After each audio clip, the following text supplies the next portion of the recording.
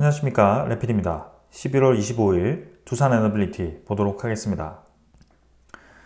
증시 먼저 보겠습니다. 코스피 1.32% 상승했고요. 코스닥은 2.93% 상승하면서 마무리되었습니다.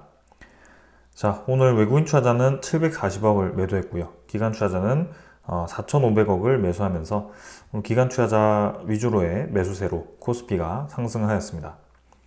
코스닥은 외국인 투자자 600억, 기관 투자자 1250억 매수하면서 양매수 진행되었고요. 코스닥은 오랜만에 좀 강한 상승으로 진행이 되었습니다. 코스피도 2500선 중반으로 좀 진입하는 모습이었고요. 그동안 이제 계속해서 60일선 근처에서 눌러지는 그런 추세로 진행이 되었고, 아직까지도 61선까지는 시간이 좀 필요합니다. 오늘 이제 상승하긴 했지만 사실 오늘 패시브 자금이 리밸런싱 되는 그 시기였고요. 내일부터 이제 그 적용이 되어서 새로운 지표가 시작이 됩니다. 그래서 올해는 MSCI 리밸런싱은 마무리가 되었고 이제 한 달 동안의 그런 장 이후에 마감이 됩니다. 그래서 코스피가 연말에 이제 산타 랠리가 올지 아니면 리밸런싱 때 잠깐 들어왔던 수급들이 빠져나가면서 좀 다시 약세를 띨지 좀 더 보도록 하겠습니다. 근데 보시면 투자 수급을 보았을 때 외국인 투자자가 들어오지 않는 상황에서 코스피가 반등을 했습니다. 그래서 오늘도 보시면 700억을 매도했고요. 전날 오랜만에 이제 매수했다라고 생각했던 외국인 투자자가 다시 오늘 매도로 잡혔습니다. 그래서 확실히 지금 외국인 투자자가 코스피에서는 매수를 하지 않고 있다는 게 보여지고 있고요. 기관 투자자가 좀 많은 매수를 진행했는데 금융 투자 위주로의 매수가 좀 진행이 되었습니다. 그래서 단기간에 이 급등했던 이 부분에 대해서는 사실 금융 투자의 단기적인 매수세로 좀 올라갔다라고 볼 수가 있고, 저 금융 투자가 언제든지 좀 빠져나가면 다시 떨어질 수 있는 그런 상황이기 때문에 좀 이제 좋지 않은 상황인 건 맞습니다. 연기금 투자자는 540억을 매수했는데요. 확실히 이제 연속적으로 매수를 계속 해주고 있긴 합니다. 그래서 연기금 투자자 꾸준히 이제 코스피에 유입하는지 지수 방어 차원에서 지금 계속 들어와 주고 있는데요. 한번 보겠습니다. 근데 확실히 지금 코스피에는 좀 이제 이 지수를 강하게 밀어 올릴 만한 그런 수급 자체는 보이지는 않고 있습니다. 코스닥도 최근에는 계속 하락세를 띄었고요. 오랜만에 이제 양봉을 띄웠습니다. 그러나 사실상 코스피와 유사한 개념이다라고 보시면 될 것 같고, 리밸런싱에 의한 그런 단기적인 상승일 가능성이 굉장히 큽니다. 그래서 코스닥이 3% 가까이 올라갔지만 사실 시장이 개선이 되어서 앞으로 성장성에 대한 종목들이 올라갈 만한 그런 좋은 상황이 만들어져서 그렇게 올라간 게 아니라 기계적인 매수였을 가능성이 큽니다. 그래서 기관 투자자도 지금 금융 투자 위주로의 매수세가 대부분이었고요. 크게 지금은 영향을 줄 만한 수급은 없었다. 그리고 외국인 투자자도 조금 매수를 했지만 사실 이전에도 매수를 했어도 별로 지수에는 큰 영향을 주지 않았고요. 지금 오늘 같은 경우는 금융 투자 위주로의 매수세로 좀 지수가 반등하는 모습이었다. 그래서 지금 상황에서는 지수가 이대로 반등을 한다라고 보기는 좀 어렵고 12월까지의 그런 시장을 좀 더 살펴봐야 되겠다라는 생각입니다. 여전히 이제 시장 상황은 좋지 않습니다. 미국 원달러는 아직도 1,400원을 유지하고 있고요. 조정을 받아서 좀 떨어지긴 합니다만 1,400원 아래로 쉽게 지금 떨어지지 않고 있습니다. 그래서 잠깐 이렇게 치고 갔다가 내려갔던 적은 있었는데 이렇게 오랫동안 1,400원을 또 유지하는 경우가 굉장히 드물다라고 생각되고요. 이전에도 이제 한번 이 갑작스럽게 치솟았던 달러가 그래도 중간에 급락을 하면서 좀 안정화되는 모습이 나타났었는데요. 지금은 그 저점을 찍고 다시 상방으로 향하고 있습니다. 그래서 지금 이 상황이 굉장히 우리나라에는 불리하다라고 계속 말씀을 드리고 있고요. 환율이 계속 강세를 보이는지 모니터링을 계속 해보겠습니다. 해외 증시는 다우나스닥은 역시 강세를 띠고 있습니다. 강달러에 의해서 세계 자본들이 모두 미국으로 집중되고 있는 상황이고요. 우리나라 증시가 계속 이제 지금 앞으로 달러가 강세를 띈다, 우리나라 환율이 계속 저렇게 높아진다라고 했을 때는 우리나라 증시가 메리트가 없죠. 굳이 살 이유가 없습니다. 그래서 장기적으로 이런 상황이 지속된다면 다우 나스닥은 계속 이제 힘을 받을 거고 우리나라 증시는 계속 힘이 빠질 겁니다. 그 자체가 이제 정치적으로도 환율에 영향을 받을 수도 있겠지만 기본적으로 지금 우리나라의 금리가 미국보다 훨씬 낮다. 그게 계속 오래될 것 같다라고 생각이 되기 때문에 우리나라에는 위기다라고 말씀을 드리는 겁니다. 그래서 이 환율 차이에 의한 고금리, 고환율 시대가 계속 이어질 가능성이 크고 미국이 금리를 빠르게 떨어뜨릴 줄 알았더니 최근에 와서 보니까 물가가 다시 살아나서 빠르게 때리지 못하는 그런 상황이 펼쳐졌다. 그래서 원래는 시장 예측상으로는 12월에도 금리 인하를 해서 좀 더 떨어지는 것으로 예상을 했는데 예상치보다 지금 금리를 떨어뜨리지 않을 것 같거든요. 그래서 그런 것들이 좀 우려되긴 합니다. 그래서 지금 이게 장기화되었을 때 어떤 현상이 나타날지는 아직 우리는 알지 못하는데요. 최근에 여러분들도 이 뉴스를 자주 보시면 아시겠지만 우리나라에 많은 지금 부채가 많은 기업들이 서서히 유동성 자금에 대한 위기론들이 나오기 시작합니다. 그래서 뭐 롯데는 찌라시로 이제 좀 한번 소식이 팍 퍼졌다가 지금 뭐 법적 대응을 한다라는 그런 소리도 있는데 영 이제 이 틀린 소리는 아닌 것 같았거든요. 그래서 어느 정도 유동성 위기는 있는 것 같다. 그렇다고 그룹 전체가 무너질 만큼은 아니다라고 볼 수 있겠지만 지금 확실히 최근에 구조조정하는 대기업들도 많고 그런 이 인력 감축을 하는 그런 상황들이 많이 나타나고 있습니다. 그래서 우리나라 전체가 지금 좀 어려운 상황이고 저렇게 이 환율이 높은 상황에서 우리나라 지수 차원에서 보면 더더욱 불리해 보인다라는 생각입니다. 그래서 2025년은 예상보다 좋지 않을 수도 있고요. 이 초부터 사실 기대감이 나타날 수 없는 그런 시장 상황입니다. 그래서 그런 것들을 우리가 좀 이해를 해야 되고 그런 것들 생각하면서 투자를 해야 된다라고 생각이 됩니다. 니케이도 지금 1.3% 정도 반등을 했고 최근에 이 움직임을 보면 사실 뭐 니케이도 우리나라 코스피와 좀 유사하게 움직이고 있습니다. 크게 지금 올라가지는 못하고 있는데요. 근데 우리나라는 계속 아래로 이렇게 좀 수렴을 하는 느낌이라면 니케이는 약간 이제 상방 수렴을 하는 느낌으로 좀 비슷한 구간을 횡보하고 있죠. 그래서 조금은 우리나라와는 다른 움직임을 보이고 있습니다. 그래서 향후 이제 어떻게 될지 좀 보도록 하겠습니다. 상해종합도 좀 부합 수준이었고요. 환율은 아까 말씀드렸기 때문에 넘어가도록 하고 그 다음에 지수 선물 좀 보도록 하겠습니다. 선물 지표 미국 증시 강세를 띠고 있습니다. 여전히 강합니다. 약할 이유가 전혀 없고요. 아직도 굉장히 강세를 띠고 있고 외환은 아까 1,400원 수준이었고 원자재 가격도 국제유가 70달러 수준 그 다음에 천연가스는 오늘도 급등을 해서 3.45%까지 치솟았습니다. 그래서 한 달치로 본다면 1년치로 본다면 당연히 연중 최고점에 위치를 하고 있습니다. 2023년 12월에 고점을 찍고 빠르게 떨어졌던 때와는 또 다르게 바로 이렇게 좀 오랫동안 가격대를 올리면서 밀어 올리는 느낌이 좀 있고요. 최근 5년의 고점에 가까울 수준에 지금 위치를 하고 있습니다. 그래서 상당히 지금 가스 가격이 또 불안정하기 시작했다. 러시아 우크라이나 전쟁에 대한 확전으로 또 이런 에너지 가격이 뛰기 시작하는 걸 수도 있고요.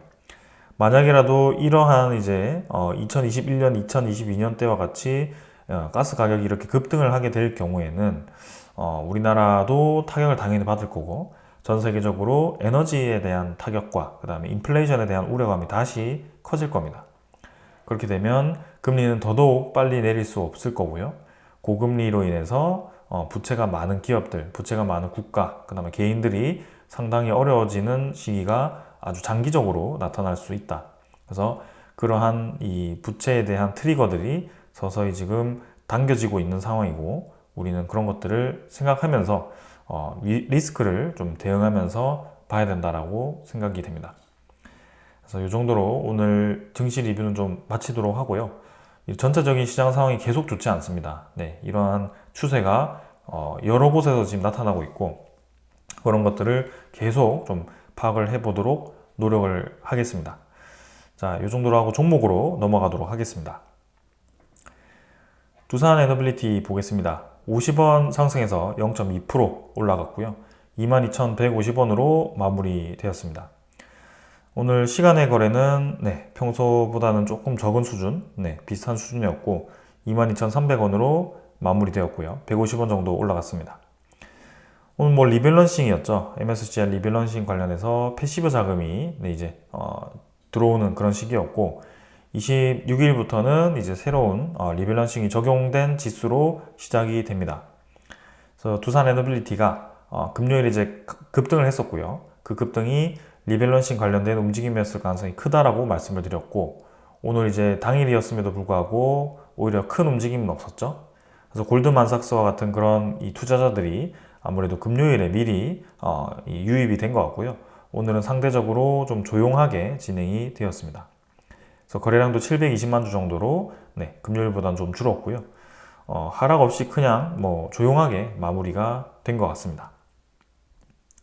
차트를 보시면 계속해서 22,500원 수준을 유지하고 있는 수준이고 이 벽을 계속 뚫지 못하고 있습니다. 그래서 이전에도 이 벽을 뚫지 못하고 지수가 밀리면서 쭉 떨어지곤 했는데요. 지금은 이전과 좀 다르죠. 이때는 이제 체코 원전에 대한 그런 불확실성과 그 다음에 코스피에 대한 그런 하락세로 좀 이렇게 주가가 많이 떨어졌었는데 지금 이제 코스피가 많이 떨어짐에도 불구하고 두산 에너빌리티는 올라가고 있는 그런 상황이고 그다음에 체코 원전에 대해서도 불확실성보다도 이제 좀 더 이제 구체적으로 협상이 되고 있고 본계약에 대한 확률이 높아지고 있는 그런 상황이기 때문에 주가가 굳이 크게 내려갈 이유는 없다라고 생각이 됩니다. 그래서 만약에라도 떨어진다고 한다면 결국에는 리밸런싱을 위해서 기계적으로 들어왔던 그 물량에 대한 상승분은 좀 떨어질 수도 있고요. 그렇게 본다면 2만 원 후반 정도에서 2만 1,000원 정도 수준까지 하락은 할 수도 있을 거라고 봅니다. 그러나 뭐 특별한 이유가 없으면 이제 이대로 주가 유지하면서 다시 한번 힘을 주지 않을까라는 그런 생각도 좀 있고요. 일단은 한번 천천히 보는 것이 좋겠습니다. 거래량은 계속 낮은 상태로 유지가 되고 있기 때문에 어떠한 상황으로 진행될지는 우리가 천천히 지켜보면 좋을 것 같습니다. 그래서 계속 반복된 저항대가 있기 때문에 어떻게 보면 이제 이 저항대에서 다시 떨어질 수도 있겠구나라고 생각할 수도 있겠지만 만약에라도 이 저항대가 뚫고 나갔을 때에는 엄청나게 크게 올라갈 수 있겠구나라고 반대로 생각할 수도 있습니다. 그래서 그 두 가지가 있기 때문에 리스크라고 생각할 수 있는 상황이고요.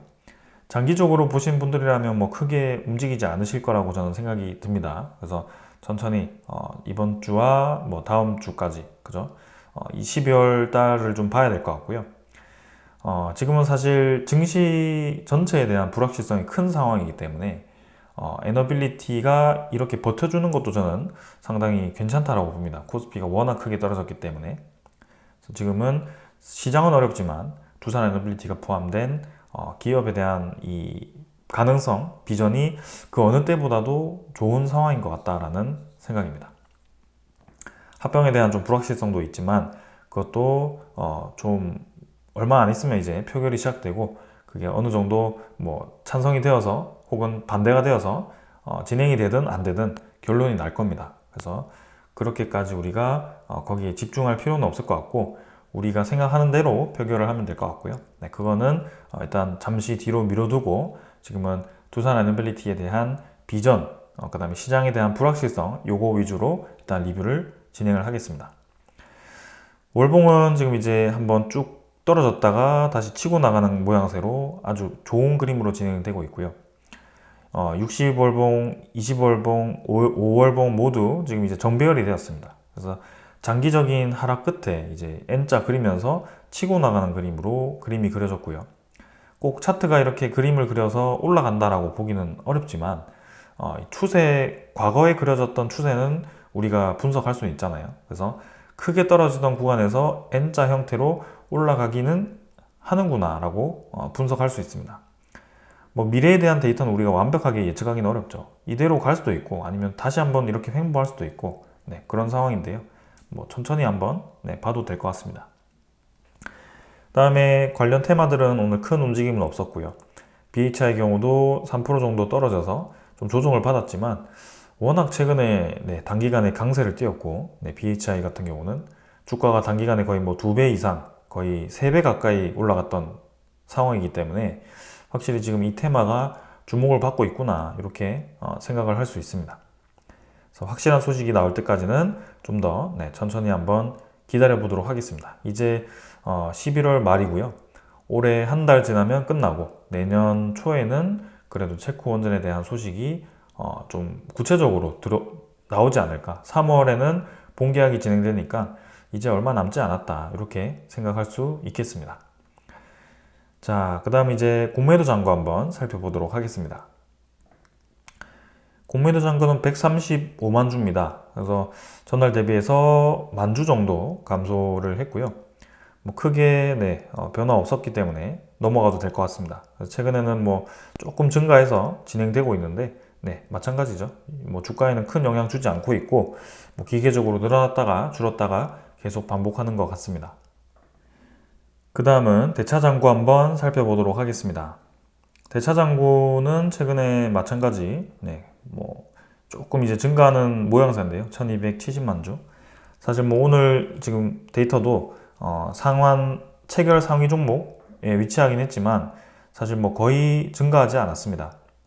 6만 주 정도 증가해가지고 1276만 주고요. 마찬가지로 별로 변화 없었기 때문에 넘어가도 될 것 같습니다. 그 다음에 오늘 외국계 물량은 이제 JP모건이 매수와 매도에 둘 다 나타났고 좀 더 매도에 집중되는 모습이었고요. 이 움직임조차도 아무래도 리밸런싱 관련 움직임이었을 가능성이 크다라고 생각을 합니다. 그래서 40일 동안의 평균을 보시면 골드만삭스가 1000만 주를 매수했고요. 모건 스탠리도 270만 주 매수, JP모건은 58만 주, 그 다음에 NH와 뭐 키움, 미래에셋 요 정도에서 계속 팔았습니다. 그래서 아무래도 개인 투자자가 주로 이용하는 증권사들에서는 매도가 집중되었고 골드만삭스, 모건 스탠리, JP모건, DS와 같은 이런 이제 외국계 투자자들이 활용하는 증권사에서는 장기적으로 많은 매수가 진행이 되었습니다. 그래서 리밸런싱이 결국에는 외국인 투자자에 대한 지분이 늘어나는 방향으로 진행이 되었다 이렇게 우리가 해석을 할 수가 있고요. 이렇게 이제 장기간의 그래프를 보았을 때는 두산에너빌리티 주가가 계속 이제 횡보를 하다가 한번 이제 떨어졌다가 축 올라가는 그런 구간에서 이 외국인 투자자에 대한 지분이 상당히 많이 늘어나는 것을 알 수가 있습니다. 그래서 지금 이제 21년도 그죠? 21년도 6월입니다. 이때 이제 3만 원 수준에서 두산에너빌리티의 이 보유량이 10% 수준이었거든요. 근데 지금 같은 가격보다 조금 떨어지는 그런 상황에서 23%까지 외국인 투자자가 지분을 늘린 상황입니다. 그래서 지금 두산에너빌리티를 장기로 보고 들어오고 있다. 그리고 코스피 내에서 비중 있는 종목으로 이제 밸런싱이 맞춰지고 있다. 이렇게 생각하면 될 것 같고요. 이거는 뭐 단기간에 급등을 노리고 외국인 투자자가 이렇게 들어왔다라기보다는 이제는 코스피에서의 상위 종목의 위치를 기대하고 그 다음에 그 정도의 산업 비중을 기대하고 많은 이 물량이 서서히 들어오고 있다 이렇게 이해를 하셔도 될 것 같습니다. 그래서 우리는 마찬가지로 같이 서서히 기다리면 될 것 같고요. 주가도 이제 상방으로 계속 수렴을 하고 있죠. 그래서 코스피는 약하지만 두산에너빌리티는 사실 최근 1년 동안에 가장 높은 가격대에 위치를 하고 있습니다. 그래서 우리가 아쉽긴 하지만 좀 더 올라갔어야 될 것 같고 우리가 기다린 소식들이 하나둘씩 나오기 시작하는데도 좀 약한 모습인 것 같지만 그래도 계속 위로 향하고 있는 것은 사실이기 때문에 조금 더 기다려보면 될 것 같습니다. 그리고 외국인 추적 물량은 21만 주 매도에서 동일하게 진행되었고요. 23.45%로 마무리되었습니다. 그래서 리밸런싱은 이렇게 진행되었고 이제 내일부터 새로운 이제 패시브 자금이 들어온 지표로 시작되기 때문에 과연 이제 차익 실현 물량이 나오면서 주가가 좀 떨어질지 아니면 좀 더 힘을 받을지 한번 지켜보도록 하겠습니다. 자, 그 다음 이제 기술적인 부분들은 이 정도로 다 말씀을 드렸고요. 종목에 대한 소식들 전해드리도록 하겠습니다. 자, 먼저 전해드릴 소식은요. 미국이 한국과 원전 동맹을 강화해서 중국과 러시아를 견제할 것이다 라고 얘기가 나왔었는데 요거 이제 안덕근 산업통상부 산업통상자원부 장관이 25일 환경 밀레니엄 포럼 발표 자료에서 이렇게 얘기를 했다라고 합니다. 아무래도 트럼프 대통령이 당선이 되면서 중국에 대한 견제가 좀 더 강하게 진행이 될 거다라는 얘기가 나오고 있고요. 그중 하나가 이제 에너지죠. 지금 에너지에 대한 견제가 나타날 거라고 보고 있습니다. 특히 이 에너지 분야에서는 러시아와 중국이 미국보다도 오히려 SMR 분야에서는 앞서고 있는 상황이거든요. 그래서 미국은 이제 SMR을 착공을 하냐 마냐 착공에 들어가는 그런 프로젝트들이 하나 둘씩 검토가 되고 있는 상황인데, 근데 중국과 러시아는 이미 SMR을 완공을 해서 상업운전에 들어간 모델들이 있습니다. 그래서 상당히 지금 뒤처져 있는 상황이고요. 이 핵에너지라는 차원에서 기술력이 밀리는 게 상당히 미국 차원에서는 자존심도 상할 것이고, 그렇다고 이제 자존심만 세워가지고 살려보려고 하니까 이미 그 미국의 제조 기술이 다 쇠퇴해버린 상황이기 때문에 우방국 중에 원전을 잘하고 그동안 운영을 오래 해오고 미국에 아직도 우호적인 국가가 어디 있는지 보니 한국이 선택을 받을 수 있다는 거죠. 일본도 최근에는 원전 산업을 부흥하기 위해서 노력하고 있고요. 특히 거기 안에 있는 히타치 기업이라든지 이 미쓰시비인가요? 기업이라든지 그런 여러 기업들이 다시 원전 산업에 뛰어드는 그런 모습인데요. 좀 한번 그런 것들을 주시를 할 필요는 있겠습니다. 아무튼 지금은 미국이 우리나라에 손을 내밀 수밖에 없다라는 그런 산업부 장관의 얘기인 거고요. 그래서 원자력 에너지 수요는 세계적으로 굉장히 커지고 있고 지금 수요가 커지는 거에 이어서 이 두 국가를 견제하기 위해서라도 우리나라를 지금 협력을 해야 된다. 우리나라와. 그래서 그런 것들을 우리가 잘 전략을 세워서 준비를 해야 된다. 이런 취지입니다. 최근에 이제 트럼프 대통령이 되면서 미국 우선주의로 우리나라의 원자력에 대한 수출이 좀 제지를 받는 거 아닌가 이런 우려감이 좀 있었는데요. 그런 것들을 우려를 좀 불식시키기 위해서 최근에 이 한미 에너지 당국이 원전 수출에 관한 정부 간 협력 방식을 담은 업무 협약에 이달 초 가서명을 했다라고 합니다. 그래서 이제 곧 정식 서명을 하겠다라고 얘기를 하고 있는데요. 원래는 이제 안덕근 산업부 장관이 11월 말 정도에 좀 나가는 일정으로 찌라시가 나왔었는데 지금 구체적인 이 소식과 일정은 나오지는 않은 것 같습니다. 그래서 아직까지는 지금 일정 없는 것 같고요. 아무래도 12월이나 내년 초에 그런 소식이 있지 않을까. 아마 방문하는 그 시기가 이 원전 수출에 대한 그런 협력 방식을 담은 MOU에 그런 정식 서명을 하지 않을까. 그러면 정부 차원의 그런 서명이기 때문에 기업 간의 그런 이 합의도 그렇게 같이 진행되진 않을까 이런 생각을 좀 하고 있습니다. 그래서 그동안 계속 발목을 잡아오던 그 웨스팅하우스에 대한 이 지재권 소송이 좀 이제 정부 간의 협의로 잘 마무리되는 그런 그림을 아마 생각하고 있지 않을까라는 생각이고요. 한번 좋은 소식을 기다려 보도록 하겠습니다. 자, 그리고 이제 이러한 상황 속에서도 이제 인공지능이라는 게 또 미국 중심으로 성장을 하고 있고, 미국 내에 이제 데이터 센터가 엄청나게 많이 필요한데 그거를 다 가동하려고 보니까 이제는 지금 있는 에너지원 갖고는 안 된다. 그래서 안정적으로 에너지 수급이 되고 그런 것들을 인공지능을 커버할 만큼 고전력의 그런 에너지원이 필요한데 그게 지금 원전이다라고 점 찍은 거고요. 그래서 계속 이 미국 내의 시장만 하더라도 엄청나게 큰 시장이 생긴 것이고, 두산 에너빌리티와 같은 그런 파운드리 역할을 할 수 있는 기자재 혹은 그 다음에 EPC 역할을 할 수 있는 우리나라 건설사들이 필요할 수밖에 없는 상황입니다.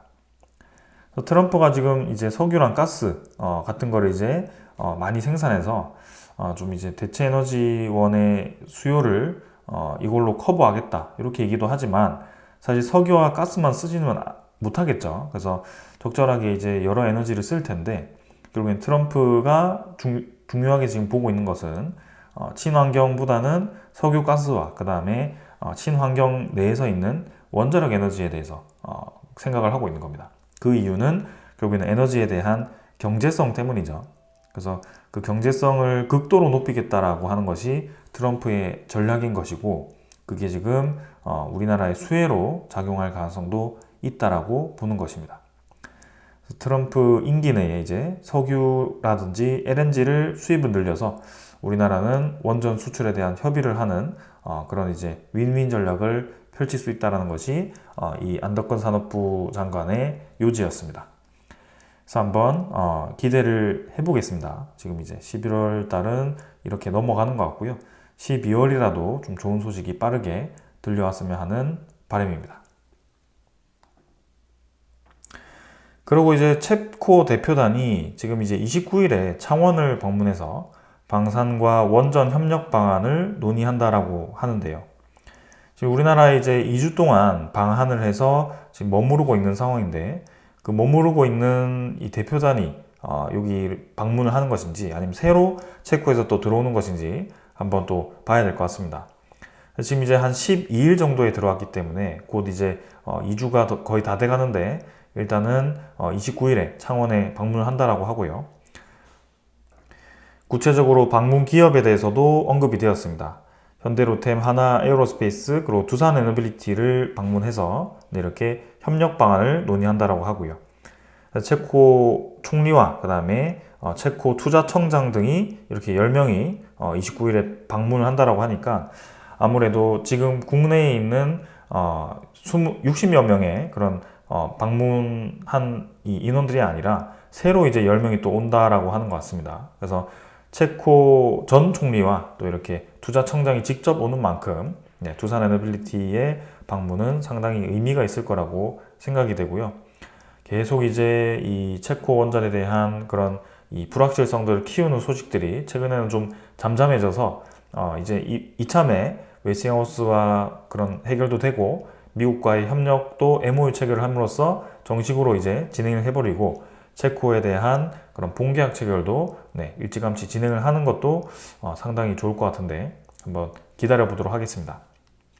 자, 그래서 저는 본계약 체결 확률을 거의 100%라고 보고 있고요. 지금 이 합의를 이제 어떻게 하느냐가, 언제 하느냐가 관건일 것 같습니다. 그 다음에 이제 두산에너빌리티가 지금 지정학적 리스크에서 오히려 기회를 얻을 수 있다는 그런 소식이 좀 있었는데요. 아까 말씀드린 것처럼 이미 우리나라 자체적으로도 전략적으로 지금 이제 미국의 그런 이 중국 러시아 견제를 또 활용하기도 하고, 그 다음에 뭐 중국이 손을 내밀 때도 또 뭐 협력을 하기도 하고, 뭐 그런 상황이 또 될 것 같습니다. 그리고 지금 이제 유럽 내에서도 그런 이제 러시아 우크라이나 전쟁으로 인한 천연가스 가격 급등이 지금 다시 한번 이루어지고 있죠. 천연가스가 아까 3.4달러를 돌파하면서 연중 최고치를 또 도달을 했고요. 그런 것들이 지금 뭐 독일이라든지 그런 친환경 에너지를 막 늘리던 그런 에너지 국가들이 결국에는 기저에너지원으로 LNG라든지 이런 가스 위주로의 에너지를 기저에너지원으로 사용을 했었죠. 근데 그게 지금 이제 도구로 작용해가지고 저렇게 가스 가격이 급등했을 때 큰 타격을 받을 수밖에 없는 상황이 만들어지는 건데요. 그게 이제 하나둘씩 그런 상황을 인지를 하고 지금 3.4달러 돌파한 게 처음도 아니고 이제 주기적으로 계속 그 가격대를 돌파하고 있다라고 한다면 우리나라도 이제 가만히 있어서는 안 되겠다. 우리나라도 저렇게 러시아산 LNG를 수입하거나 뭐 그다음에 에너지 가격 급등으로 인해서 타격을 받을 게 아니라 우리가 생산할 수 있는, 자체적으로 생산할 수 있는 에너지원을 늘려야 된다라고 생각할 수밖에 없습니다. 그래서 원자력 에너지가 그 대체 에너지원으로 지금 지정이 된 거고, 이 우라늄 같은 것도 사실 러시아가 상당히 많은 부분을 차지를 하고 있긴 하지만 대체할 수 있는 우라늄 수입원들이 있고요. 그 다음에 LNG처럼 계속 이제 가스를 직접 소모를 함으로써 엄청나게 많은 원료가 들어가는 게 아니라 한번 구매해 놓으면 수십 년을 쓰기 때문에 지금은 크게 문제가 되지 않는다고 봅니다. 그리고 이 재생에너지 같은 경우도 사실 이 기후의 영향을 받기 때문에 상당히 효율이 떨어지는 거죠. 대신 이제 에너지원 자체가 태양이고 바람이고 그다음에 이 수력이기 때문에 우리가 돈 주고 사용하는 게 아니죠. 자연 그대로의 에너지를 사용하는 것이기 때문에 에너지 원 자체만 보면 가장 효율적인 에너지입니다. 그러나 그 에너지 원을 우리가 받아들이기 위해서 만드는 그런 시설 투자 비용과 그 다음에 유지 비용이 여기는 에너지를 생산하는 얼마나 생산하고 우리가 얼마나 사용할 수 있는가를 따졌을 때는 경제성이 상대적으로 떨어지는 시기가 생기는구나 이렇게 볼 수가 있습니다. 그래서 뭐 봄철, 가을철 요때 이제 효율이 엄청 좋을 때 그때 태양광의 효율이 엄청나게 좋아져서 뭐 유럽 내 몇 국가들이 다른 에너지원들을 사용하지 못할 정도로 에너지를 자급 충족을 했다 이런 얘기도 있겠지만 지금 와서 이제 겨울철이 들어왔을 때 태양이 시간이 짧아지고 그 다음에 기후가 엄청나게 크게 변동하고 이런 상황이라면 과연 어떻게 될 것인가 여기에 대해서 이제 생각할 수밖에 없습니다. 그래서 에너지가 주기적으로 예를 들어 내가 여름에는 120을 생산하다가 겨울에는 80을 생산한다 라고 했을 때 여름에 120 해놨기 때문에 80은 괜찮다 라고 볼 수가 없거든요. 120 해봤자 여름에는 20은 그냥 버리는 거고요. 80이 이제 문제인 겁니다. 그래서 하나라도 이제 불안정한 시기가 생기면 큰 타격을 입기 때문에 지금과 같은 이런 전 세계적인 에너지 안보가 중요해지는 그런 상황이고 그러한 상황이 지금 두산 에너빌리티에 계속 전 세계가 관심을 가질 수밖에 없는 상황이 만들어진 거다 이렇게 이해하시면 되겠습니다. 자, 그래서 지금 두산 에너빌리티가 강점을 가지는 게 뭐죠? 결국은 이 터빈 기술이거든요. 이전에 두산 스코다 파워를 인수를 함으로써 이 터빈 기술을 활용을 해서 지금 이제 유럽 내에서도 잘 판매를 하고 있는 거고 그 다음에 그 기술을 토대로 지금 가스터빈도 국산화를 해서 지금 이렇게 잘 판매를 하고 있고요. 전 세계적으로 거의 5위 안에 들어가는 터빈 제작 기업이죠. 상당히 이제 관심을 많이 받고 있습니다.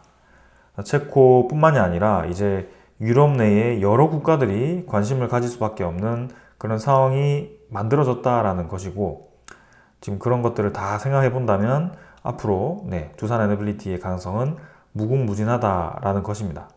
그래서 여기 대표적인 문구가 유럽에서는 현재 폴란드, 루마니아, 네덜란드, 슬로베니아 등 다수 국가들이 신규 원전 추진을 하고 있고 건설 계획을 세우고 있다.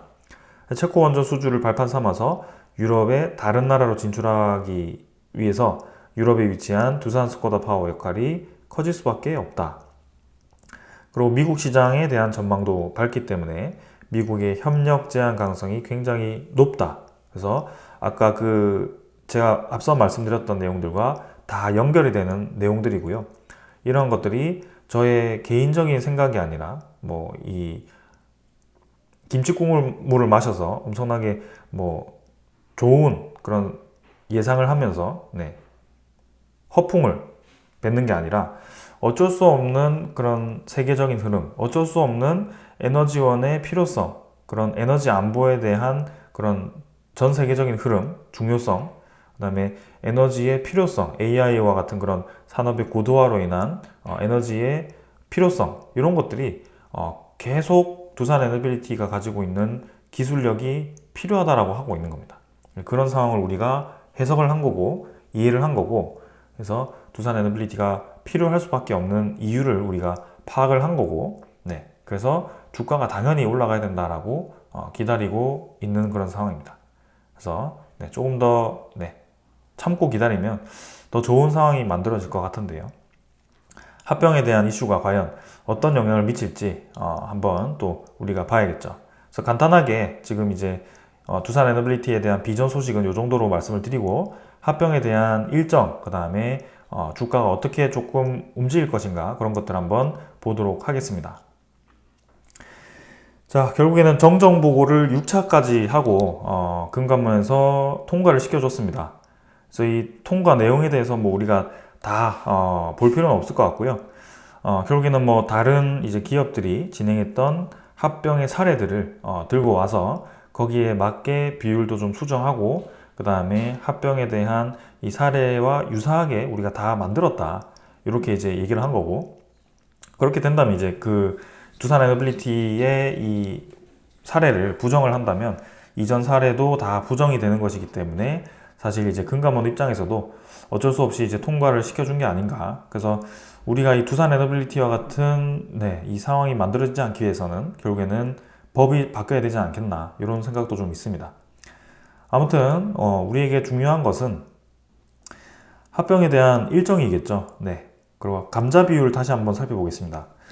두산 에너빌리티의 감자 비율은 11.57%입니다. 그래서 제가 1000주를 가지고 있다라고 한다면 합병에 이제 참여가 되었을 경우에는 11.5%니까 115주가 사라지게 됩니다. 0.7이 남는데요. 요거는 절삭하고 아마 사라질 겁니다. 그래서 제가 남는 것이 885주 이렇게 될 거고요. 그래서 115주가 사라지는 대신에 이제 두산 로보틱스를 받게 되는데 그 비율은 여기 나오죠. 0.0432.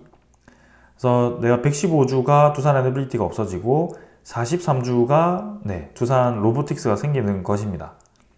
그렇게 따지면 지금 두산 에너빌리티가 주가가 22,100원인데요. 이 가격과 이제 현재 두산 로보틱스의 가격을 계산을 한다면 아직까지도 두산 로보틱스가 크다는 것을 여러분들이 계산하실 수 있을 겁니다. 지금 69,500원 정도 되거든요.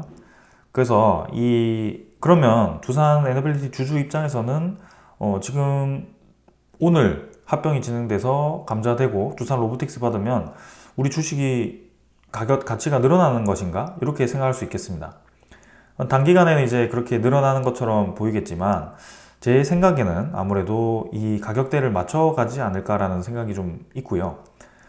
두산 로보틱스에 대한 가치와 두산 에너빌리티에 대한 가치가 좀 비슷하게 형성이 되지 않을까, 합병 전에 그렇게 좀 생각을 하고 있습니다. 그럼 둘 중 하나입니다. 두산 로보틱스 가치가 떨어지거나 두산 에너빌리티 가치가 높아지거나 합니다. 그래서 로보틱스가 지금보다 주가가 떨어지거나 에너빌리티가 주가가 올라가거나 이렇게 둘 중 하나가 될 것 같습니다. 그래서 에너빌리티 입장에서는 지금 현재 두산 로보틱스 가치로는 25,000원 정도는 되어야지 유사한 가격대로 형성이 되는 것인데요.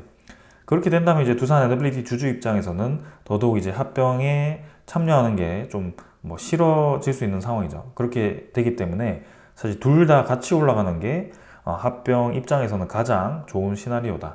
그래서 과연 이제 주가가 어떻게 움직일지는 남은 이제 2달 정도인가요? 한번 보도록 하고요. 근데 중요한 것은 이제 합병이 아직 진행된다라고 확정된 게 아니죠. 그래서 합병이 언제 진행되고 우리가 반대를 할 거면 언제 해야 되는지를 한번 다시 정리해 보겠습니다. 자, 분할 합병 계약일이 7월 11일입니다. 이때가 이제 처음 합병에 대한 발표를 한 날이고요. 이때가 매수 청구권을 행사할 수 있는 기준일이기도 합니다. 주주 확정 기준일은 11월 12일이고요. 11월 12일까지 들고 있었어야지 합병에 대한 반대를 할 수 있는 권한이 생기는 겁니다.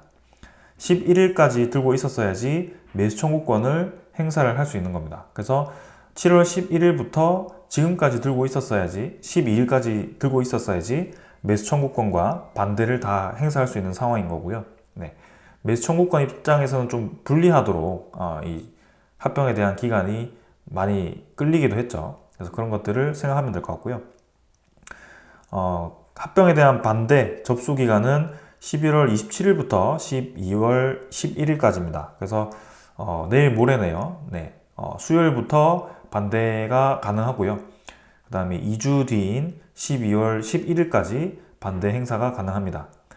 내가 만약에 매수 청구권을 행사하고 싶다라고 한다면 꼭 반대를 하셔야 됩니다. 그래서 반대를 해야만 매수 청구권 행사가 가능하고, 내가 반대를 했다라고 해서 무조건 매수 청구 행사가 되는 것도 아닙니다.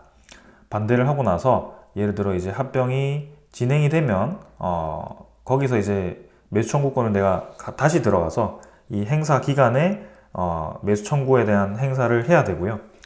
이때 이제 행사를 하지 않는다면 매수 청구권이 그냥 날아가는 거기 때문에 그런 것들도 좀 생각하셔야 됩니다.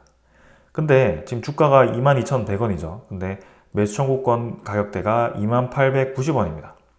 그래서 지금 현재 주가가 매수 청구권보다 꽤 높죠. 그래서 이러한 경우에는 개인 투자자들이 매수 청구권을 행사했을 때는 오히려 1,000원 정도 손해보는 상황이기 때문에 매수 청구권을 불려서 합병을 무산시키겠다라고 생각해서 개인 투자자가 하기에는 좀 리스크가 있죠. 그래서 그때도 이제 상황을 좀 보면서 진행을 해야 될 것 같고요.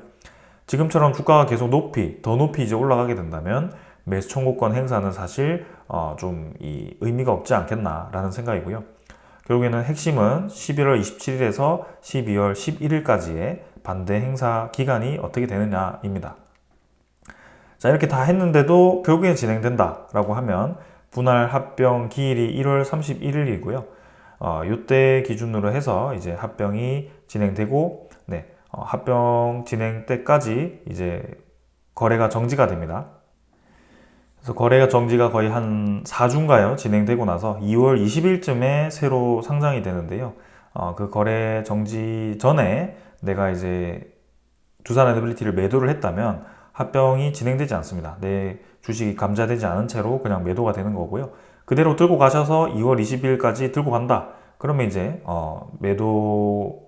그 합병에 이제 참여가 되는 것으로 진행되겠죠. 그래서 그렇게 이해를 하시면 되겠습니다.